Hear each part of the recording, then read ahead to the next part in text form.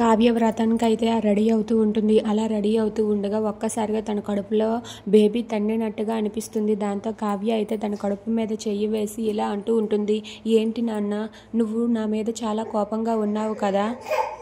ఉంటుంది బహుశా, ఎందుకంటే నువ్వు నా కడుపున పడ్డాక నీ తండ్రికి నీ గురించి నేను చెప్పలేదు.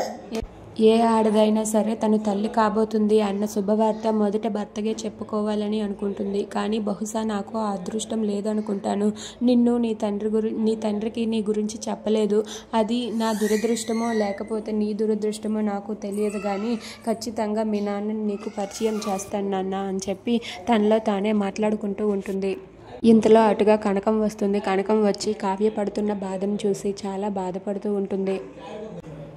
కావ్య మాట్లాడుతున్న మాటలకు కనకం కూడా ఏడుస్తూ కన్నీళ్లు పెట్టుకుంటుంది. ఇక కావ్య మాత్రం మనకి ఆ అదృష్టం లేదు, కానీ నీ తండ్రిని నీకు ఖచ్చితంగా పరిచయం చేస్తాను, నీ తండ్రి నీకు పరిచయం చేసే టైము దగ్గరలోనే ఉంది అని చెప్పి కావ్య అనుకుంటూ ఉంటుంది.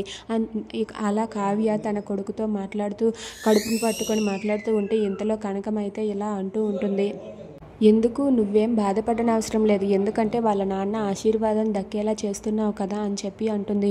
వాళ్ళ నాన్న ఆశీర్వాదం ఏంటమ్మా అని చెప్పి అంటే, నువ్వు వరలక్ష్మి వ్రతం చేస్తున్నావు కదా, వాళ్ళ నాన్న నిన్ను ఆశీర్వదిస్తాడు, నిన్ను ఆశీర్వదిస్తే నీ కడుపులో బిడ్డను కూడా ఆశీర్వదించినట్లే అని చెప్పి కనకం అంటుంది. ఆ మాట వినగానే కావ్య అయితే, నువ్వెప్పుడు వచ్చావు ఇక్కడికి అంటే, ఇదంతా మీరు పక్కా ప్లాన్గా నా చేత చేయిస్తున్నారా, నా చేత మీరు వ్రతం అందుకే చేయించడానికి దగ్గరుండే అందరూ కలిసి ఇలా చేయిస్తున్నారా అని చెప్పి కావ్య అడుగుతుంది. దాంతో అక్కడ ఉన్న కనకం అయితే, ఏదైతే నువ్వు అల్లుడు గారు ఇద్దరూ కలిస్తే చూడాలని ఉందమ్మా అని చెప్పి కనకం అంటుంది. దాంతో కావ్య అయితే, అది జరగడానికి చాలా టైం ఉందమ్మా, మీరేమీ ఆశలు పెట్టుకోవద్దు, కానీ ఆయన మాత్రం ఎప్పటికీ కూడా నన్నే ప్రేమిస్తాడు, నన్నే నమ్ముతాడమ్మా అని చెప్పి అంటుంది. ఆ మాట విని కనకం చాలా సంతోషిస్తుంది. If you like this video please subscribe.